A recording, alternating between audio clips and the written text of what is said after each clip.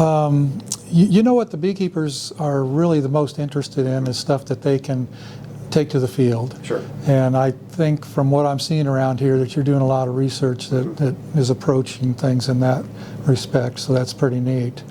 What do you think is I think I can predict the answer, but what do you think is the most pressing issue for the industry right now? There's a couple things I want to say to that. Some of the issues that beekeepers are facing can't be solved by research. Extension is a better answer. Some of the things beekeepers are facing can be solved by research, and so research is the better answer. Let me give you an example with the extension. Marketing, right? Strategies for marketing, strategies for producing a better product, strategies for handling visas with foreign workers, all that stuff that we could actually help through our extension programming. But there are some things that beekeepers are facing that they need help with from research perspective. I think we could all agree that Varroa remains the principal biological threat to honeybees. Now, it's not just Varroa, it's the viruses they carry. And of course, both of you know it's very difficult to control viruses, so what you have to do is you have to control a vector. You know, I know, the industry currently is built on the back of Amitraz, right? So, that's one product. If Varroa to ever become resistant to Amitraz, then we're going to be in trouble. There's, yes, some things that people have used on the side, but nothing that's had the impact that Amitraz has had. So one of the things that we're doing currently is we're screening for new Varroa acaricides. What are some things that maybe we can offer as options outside of Amitraz that's both safe for bees, but also deadly for Varroa? Other things that we're looking at in the Varroa sphere is we're looking at the efficacy of our currently labeled products and how that efficacy varies throughout the year. We'd like to be able to tell beekeepers, hey, these things aren't really giving you the type of control you think, and they're also not working these times of the year. Another really big emphasis for us at the moment is trying to develop a way to rear Varroa indoors. I know that sounds so stupid and maybe not worth doing, but if you can have a system to rear Varroa indoors, if you can divorce Varroa from bee colonies, then you have a way to study them year-round in large numbers, and you can do high throughput screening assays on all types of ways to control them. And it's been really hard to control Varroa or rear Varroa indoors. When you remove them from their host, the system collapses. You can give them the right temp, the right environment, the right food, but there's something else that they're missing. So it's little things like that that we're trying to chip away. Since I've been at Florida, we've taken some things off the table. We did the research that showed that powdered sugar doesn't really work, that small cell foundation doesn't really work. So we've taken some things. Say that again? Yeah. I know this, so I want you to hear people hear you say. So one of the things that we did is we looked at small cell foundation when I got here, and we can't get Varroa populations to be lower. And since then, 3 or 4 labs have done it and shown the same thing. I'm not saying there aren't other benefits. I'm just saying there's no Varroa benefit to using. Thank you. Those are things that research can do to help. We can look at the new subs, the new treatments, the new this, and see if they're worth doing. I want to circle back to Varroa as an example. I think people underestimate the impact Varroa has on their colonies. I'll just say it. People are not doing enough to kill Varroa. Yeah. Since colony collapse disorder started, we've produced a population of beekeepers who are just afraid to kill Varroa. We're not going to treat, we're not going to do this, we're not going to do this, and we're going to just let things happen. And that's really created dead colonies. Okay, talk to us a minute about this popular statement, it's not the Varroa killing the bees, it's the viruses. Hit on that. Yeah, that's an interesting statement. The way I teach it, Bob, is Varroa without the viruses are a minor nuisance. The viruses without the Varroa are a minor nuisance. When you put the two of those together, your bees die. Yeah. And so it's hard to find in the U.S. Varroa without the viruses and viruses without the Varroa. So in everybody's colony is that time bomb waiting to go off. And so it's, Varroa management. If you poll beekeepers, which the Bee and Foreign Partnership has done, if you poll beekeepers and ask them, what are the top 5 stressors? You've probably seen me give this talk before. What are the top 5 stressors killing your bees? And this isn't coming from scientists. This is coming from beekeepers. Every year they've been polled, they say these 5 things in no particular order. Bad weather, weak in fall, we'll talk about these, nutrition, Varroa, and queen quality. I take bad weather off the table because in my lab I cannot create a plastic strip that you can hang in your hive and control bad weather. Now we can manage around bad weather. In Ohio, You guys have deep snow and cold. Yeah. But here we have hurricanes and lots of rain or drought or heat. Right? In Georgia, you have different issues. We all have bad weather. I travel around the world, and one of my favorite things when I'm making small talk with people is we get out of their truck and I'll go, oh, it's a sunny day or a cold day. Oh, we have this saying in wherever I'm at, if you don't like the weather, just wait. And they pretend like they've got the most unique weather, but we all have drastic weather events. So weather kills bees every year, but it's hard in research to manage against it, right? Weak in fall. I hate that explanation. Bees are weak in fall for other stressors. Weak in fall is not a stressor. So that means, according to beekeepers, the biggest 3 issues that they face, Varroa and the things they carry, nutrition, and queen quality. So in this lab here at the University of Florida, we're working hard on those 3 things. Are you doing research on queen quality? We are talking about looking at stock selection. We're talking about comparing stock efficacies for productivity, kind of some of the work you and I did back in the days, looking how different stocks are productive or resistant diseases and pests and viruses. We've done a lot more with Varroa and nutrition. Queen research always makes me nervous because there's lots of programs who've started it and failed to be able to finish it because it's hard, expensive work to do. There have been some great successes. The Baton Rouge lab, the USDA lab in Baton Rouge, through their Russian line and their VSH lines and now their pole line, Marla Spivak, University of Minnesota, right? Minnesota Hygienic. So there's been some successes, but there's been a lot of failures as well. Well, when I poke around the internet, I see a lot of stuff coming out of Europe, Eastern Europe, and all of those kinds of type of countries. They're into it. But people get on to me traveling outside of the U.S. all the time. Why would you use money to travel outside the U.S.? We have problems here. We travel outside the U.S. so we can see what other research and beekeeping practices are happening. And you're right. In Europe, there's a huge emphasis on queen quality. The pendulum is really swinging to something that they call local bees. This idea that the bees in your area that have been there for a while have developed the traits necessary to survive in your area. Now think in the U.S., all of our queen production happens in the southeast, in Texas, or in Southern California or Hawaii. And those queens are used all over the U.S. in cold climates, rainy climates, hot climates. So there's this big push in Europe, big emphasis on queen quality, local queens and things like that. And a lot of that research and technology we want to bring over here someday and see if we can't get our scientists excited about similar things. Yeah. David Tarpey at NC State runs a queen quality diagnostic lab. Great program, one of the first of its kind that I've ever seen that will take queens from beekeepers and run quality diagnostic characteristics on them and actually assign you back a grade for that queen. And it's a good way, that's a great example of someone taking research, turning it into extension, and now providing a service for the beekeeper. So one of the best ways to find out what commercial beekeepers need is to ask them, right? Sometimes in the industry there's a lot of supposition. We guess that this would be important to you. But Dr. Boncristiana here at the University of Florida asks them. Now, does that mean we do what every commercial beekeeper wants us to do? No. There's 500, 1,000 in the state. Does that mean they're all happy with us? No. We wouldn't be human if they were all happy with us. But it does mean that we are striving hard at the University of Florida to do what they consider to be their biggest issues. And incidentally, 4 of the top 5 things that they mentioned were all related to Varroa. What's the efficacy of current treatments? Will you look for new treatments? What about viruses? And one of them was queen issues related to resistance. If I'm not mistaken, the fourth out of the top 5, the one that we're missing was they wanted a disease and pest diagnostic lab. So 4 of the top 5 things dealt with addressing Varroa, which is what we see with the BIP surveys. One of the top 3 things, Varroa. Then there's nutrition. We talked about using supplements.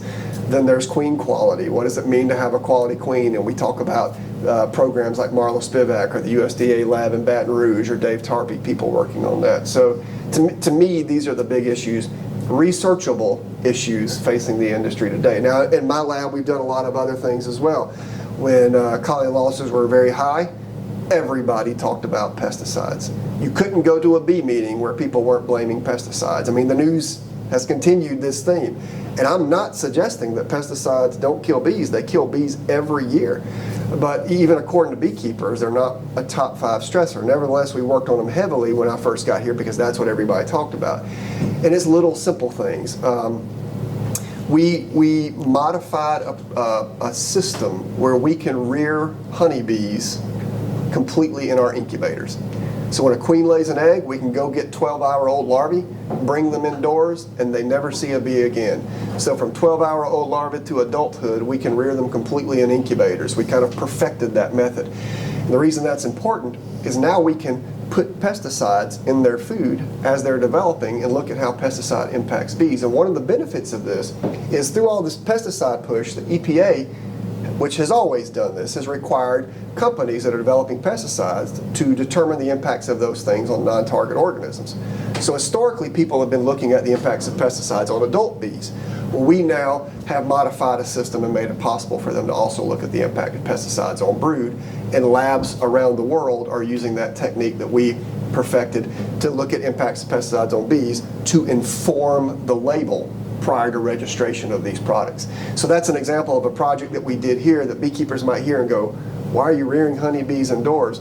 That has now touched every beekeeper on planet Earth because it's being used for safety protocols all around the world to when pesticide registration. So those are the kind of things that may look basic in nature but that downstream have an application. So we looked at pesticides, nosema, nutrition, Varroa, small hive beetles. You know, that was originally my thing when I graduated with a PhD. We've looked at honeybee ecology and conservation. We've looked at integrated crop pollinations. Dr. Von Christiani in our lab has a heavy emphasis on Varroa, but he's also looked at cleaning combs after colonies are dead out. Just all kinds of things. And really with a facility like this, the infrastructure like this, and the support from the industry that we have, the sky's the limit. We feel like we can do anything as long as we have support and funding. Okay, let me ask a question now about what you just mentioned. One of the more common questions on my YouTube channel is it okay to use comb from a dead out? What's your opinion? Okay. My answer varies depending on what you believe to be the reason for the dead out. Yeah. If you believe it to be American foul brood, or you strongly believe it's viral, or you believe in your heart it was pesticide exposure, I would not use it. But if it was Varroa or starvation, I'd not hesitate at all to reuse it. The real big issue that we're facing today that I don't have an easy answer for, that Dr. Von Christiani has worked a little bit on and probably will more in the future, is if you suspect a problem, can you clean the combs? Is there, you probably know, Bob, Greg, that people have tried to use ozone to clean combs or radiation to clean combs. Is there a better way? Will dipping them in a bleach solution or doing something else clean the combs? And so he's looking at that. But my answer to your question, my short answer to your question is it depends on what I think. Yeah, there's no one answer. Yeah. That's the answer. Mm-hmm. Yeah, trash can might be the one answer. I don't know. I use them over and over. Again, if I don't suspect something bad, I just use them, no problem. Yeah. I use mine over and over if I don't suspect something bad. Yeah. I did a little video on, why shouldn't you have old comb in your colony? I forget the title, but do you have an opinion on age of comb? You got to get ready. I'm going to start nailing you. So, Bob, I don't have an opinion on age. It really kind of boils down to what I just said a little earlier. Same answer, yeah. I have used comb 10 years and longer. I do see the benefit. I understand the logic behind the benefit of rotating it out, but if I have no reason to believe that there's high contaminant loads in my comb, I just kind of use it. Yeah. I will say that there are people who've done research and suggest 3 to 5 years.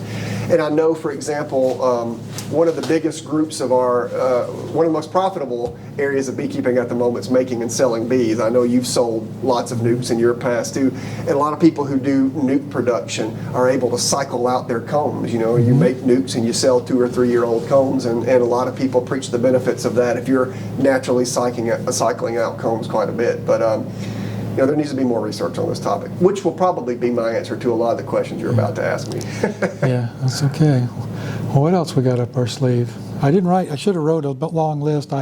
Excuse me, I knew what would happen is what's happening. It just flows out of Jamie here. I don't know how I would approach it, but I think an interesting bridge is when you have backyard beekeepers, small sideliners into the sideline scale, they may look at the science a little differently than a large commercial outfit would. But there is definitely a necessity to meet those folks where they are, to start that relationship, start that conversation. What do you think us beekeepers can do better to work with the science and the research in a more open-minded way? Because it's very easy to see, you mentioned small scale earlier. For every folks that say it doesn't work, there is somebody that says it does. Sure, absolutely. What can we do to create, to have an open mind and also look at both the observational science and the data-supported science? So you're going to get me on a soapbox with that question, Well, good. but that's a really good question, and I've got lots of thoughts about it. Number one, I always tell people. So I've been keeping bees since I was 12. I'm 43 years old now, so I've been keeping bees for 31 years, right? When I was 18, or well, I guess it was through about 22, I was just Jamie. I was Jamie the beekeeper. And then at 24, I got my PhD, and I always tell people it's at that point I lost my street cred with the commercial beekeepers. I believe that there's a natural tendency in humans to think that we're the expert. I believe that.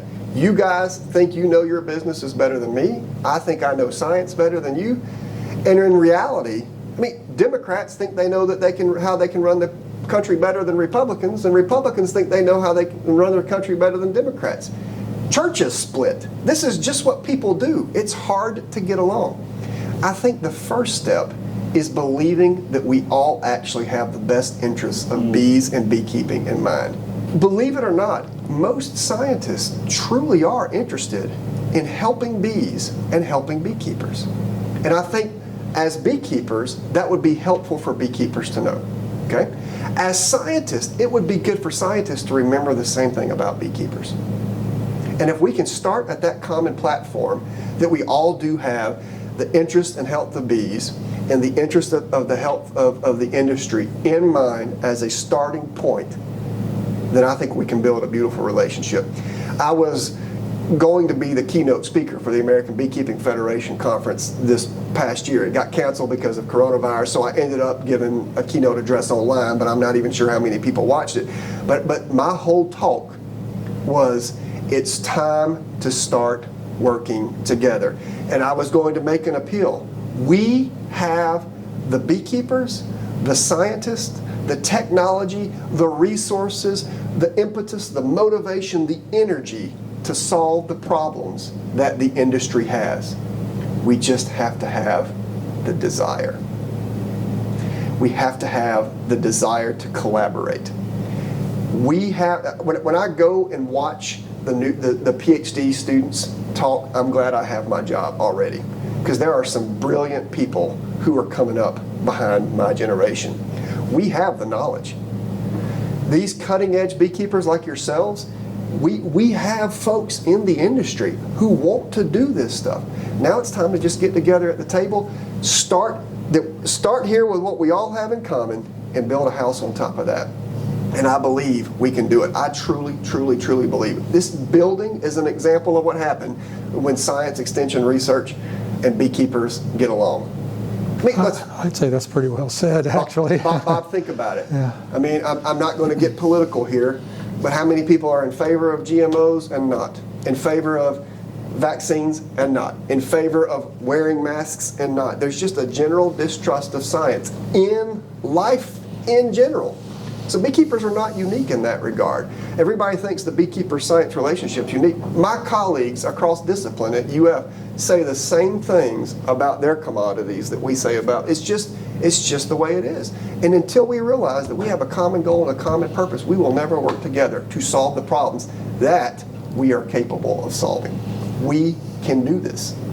That's very well said. And if I could add, as you're talking, everyone watching this video is coming into beekeeping at different levels. It could be someone's first year, it could be someone's 40th veteran year. As you're talking, and it was very well said, in my mind, what I'm thinking is I think we all have a certain amount of confirmation bias with our observations, with our own personal experience, and any kind of data set that conflicts or is contrary to us, we automatically innately, as a human, say, if that's opposing me and my beliefs, then it's a negative Yeah. type of thing. There's some work I think we all need to do, especially as beekeepers, where we're not so quick to judge the data, the person, the method, and just find a way to where we can look at things a little bit more softly before we make those quick, harsh decisions. That because your data Perfect. says you don't see a benefit in small cell Yep, for that's an example. Varroa, Yeah.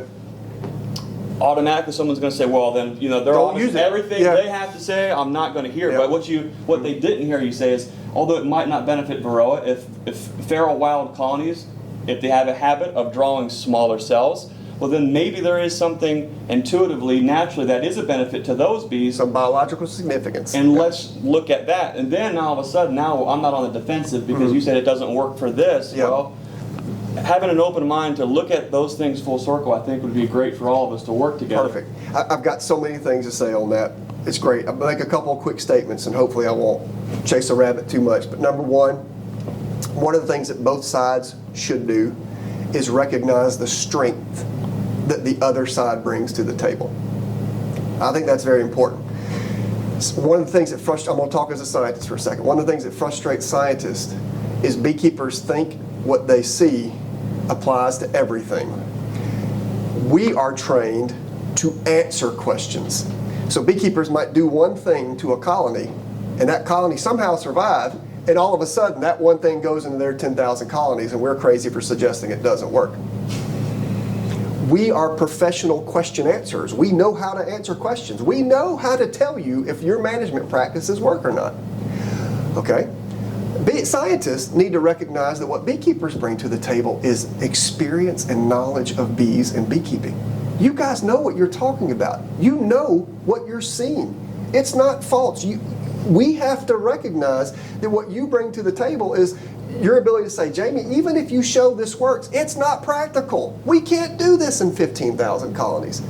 So there's strengths that both sides bring to the table. We also need to recognize our own weaknesses. You were talking about that from a really good perspective. Science, the studies that I showed you in the hall, they are true for that project at that time in that location administered that way. And I can't stand behind a scientific pulpit and say, beekeepers everywhere need to follow this method because this works. When in reality, we need to know the limitations of what our projects show. Beekeepers, in return, can recognize some of the limitations that they bring to the table. The difficulty understanding data set that you just mentioned, this idea of I can do it here and it works for everybody. I can't tell you in my 15 years at UF how many things commercial beekeepers have been really behind this year for me to go, I don't think so. Only the next year move on to something else, and all of a sudden that doesn't. It's like there's just passionate belief in things that are so untested. So we need to recognize our strengths and weaknesses. They need to be on the table, but we need to recognize what we have in common. And I will say one thing. We talked about different sizes of beekeeping operation. If you want to help beekeepers, you help hobbyists because there's way more of them. If you want to help bee colonies, you got to help commercial beekeepers because they hold all the colonies. In reality, they all have a role to play. If you go to a meeting, every state meeting I go to, if I'm sitting beside, and I go to everybody's state meetings, a hobbyist will sit on this side and say, what they're saying is only useful for commercial guys. The commercial guy will sit on this side, what they're saying is only useful for hobbyists. They will say it at the same meeting. Both sides think the education's targeting the other, and in reality, it takes all of them. There's ways that people can help where they are. And I think if industry, beekeepers of all scales, scientists from all backgrounds, and government officials, regulated group, if we came together and wanted to solve these problems, we could do it. Humans can put a stinking robot on Mars and collect dirt that they send back to the U.S., back to the Earth. We can kill Varroa. Why not us? Why not it be this generation of beekeepers, bee scientists, and industry? And I think we can do it.